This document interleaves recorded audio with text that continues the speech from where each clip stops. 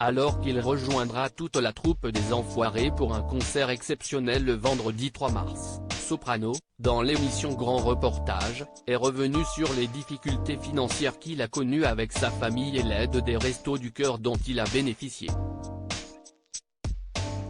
Les Enfoirés seront bientôt de retour sur scène. Le vendredi 3 mars prochain, toute la troupe sera en effet réunie pour un concert exceptionnel, retransmis sur TF1, et suivi comme chaque année par des millions de téléspectateurs.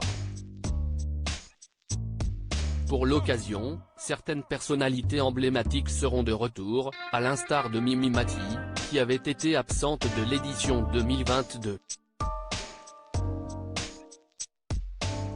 Amel Bent, Jennifer, Nolwenn Leroy, Patrick Fiori mais aussi Garou donneront donc de la voix pour la bonne cause. Sans oublier Soprano qui participe cette année pour la 8e fois au spectacle organisé au profit des Restos du Cœur. Toujours aussi altruiste, le rappeur n'avait d'ailleurs pas hésité à composer l'hymne officiel du spectacle de 2018, avec son titre On fait le show, qui avait rencontré un vif succès. Malgré un emploi du temps bien rempli, l'ex-coach de The Voice trouve donc toujours un peu de temps pour les causes qui lui tiennent à cœur. Il faut dire que la vie ne lui a pas toujours souri, et que les drames se sont succédés tout au long de son existence. Si Soprano a malgré tout su remonter la pente, il n'oublie pas d'où il vient et la nécessité de venir en aide à ceux qui en ont besoin. Je connais les Restos du Cœur depuis que je suis petit. Ce dimanche 26 février, l'émission Grand Reportage, diffusée sur TF1, dévoilait les coulisses du grand spectacle des Enfoirés.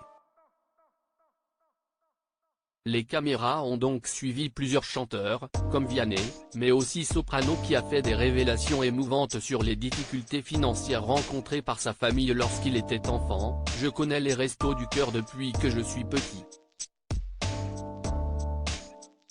Avec des membres de la famille, on en a aussi bénéficié, a raconté le papa de 3 enfants.